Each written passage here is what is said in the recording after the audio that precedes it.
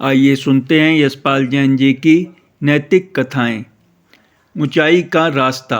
हजरत अली के पास एक नौकर था। वह एक दिन किसी बात पर नाराज हो गया और नौकरी छोड़कर चला गया।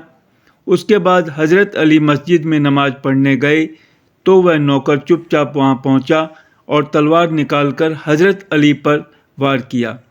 हजरत अली के गहरी चोट आई, खून बहने लगा। कुछ लोगों ने उन्हें उठाया और उनकी सेवा करने लगे। कुछ ने दौड़कर नौकर को पकड़ लिया और हजरत अली के सामने उपस्थित किया। इतने में हजरत अली को प्यास लगी। उन्होंने पानी मांगा। लोग दौड़े और शरबत ले आए। गिलास में भरकर जब हजरत अली के सामने पेश किया गया तो उन्होंने नौकर की ओर इशारा करके कहा, मुझे नहीं, पहले उसे पिलाओ।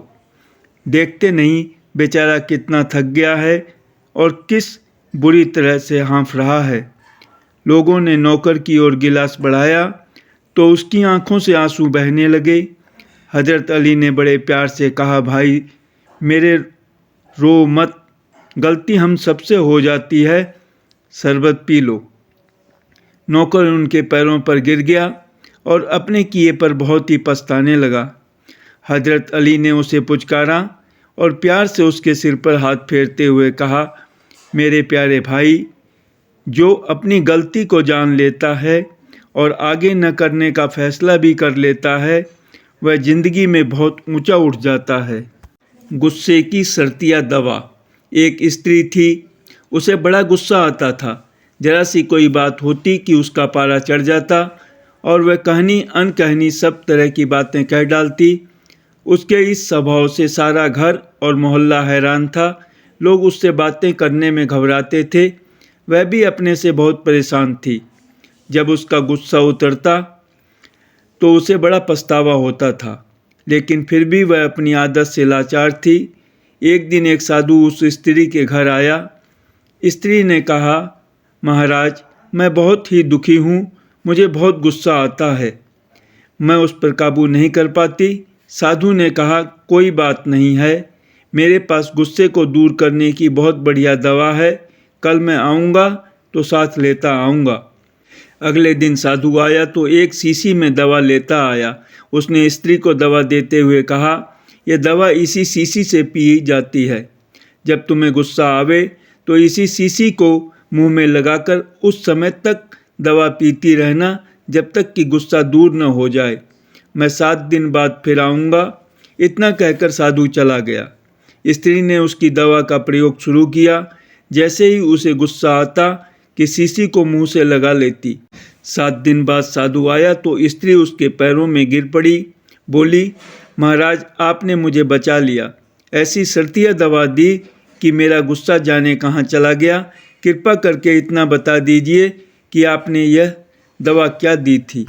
साधु ने हंसकर कहा, पगली, शीशी में कुछ नहीं था, पानी था। शीशी के मुंह में आ जाने से तुम बोल नहीं सकती थी और गुस्सा दूर करने की शर्तिया दवा मुंह बंद कर लेना है। बीमारी का इलाज। एक राजा बहुत बीमार हो गया। दूर दूर से इलाज करने वाले आए लेकिन उसे फ़ायदा नहीं पहुंचा। लोग बड़े दुखी हुए। अब क्या हो। अचानक एक साधु आया। उसने राजा को देखा। बोला, यह तो जरा सी देर में ठीक हो जाएंगे। इनको पहनाने के लिए किसी ऐसे धनी की पोशाक लाओ जो सुखी हो। राजा के दीवान ने कहा, महाराज, यह तो बड़ी आसान बात है। राजा के महल से कुछ दूरी पर एक सेठ रहता था। दीवान दौड़ा दौड़ा उसके यहाँ पहुँचा। कहा, सेठ जी, राजा को अच्छा करने के लिए किसी पैसे वाले की पोशाक चाहिए, लेकिन साधु ने कहा है कि उस आदमी का सुखी होना जरूरी है। सेठ ने कहा, दीवान जी, पोशाक एक नहीं 4 ले जाओ, लेकिन बात यह है कि मैं सुखी नहीं हूँ। दीवान दूसरे सेठ के यहाँ पहुँचा। उसने भी वही कहा। दीवान जी ने रात तक जाने कितने घरों में चक्कर काटे पर कोई भी सुखी नहीं मिला। हैरान होकर लौटने लगा तो नदी के उस पार से बांसुरी का स्वर सुनाई दिया। कोई आनंद से बांसुरी बजा रहा था। दीवान ने सोचा, अब काम बन गया। उसने झट नदी पार की और वहां पहुंचा। देखा एक नौजवान मस्ती से तान छेड़ रहा है। वह एक पेड़ की आड़ में बैठा था। चारों ओर गहरा अंधेरा छाया था। दीवान ने वहाँ पहुंचकर कहा, ओ भाई, तू बड़ा सुखी जान पड़ता है, ला अपने कपड़े राजा के लिए दे दे। नौजवान ने बांसुरी बजाना बंद कर दिया और खूब जोर से हंसा। बोला, मेरे पास कपड़े हैं कहाँ, मैं तो बस एक लंगोटी लगाए हुए हूँ। धन्यवाद।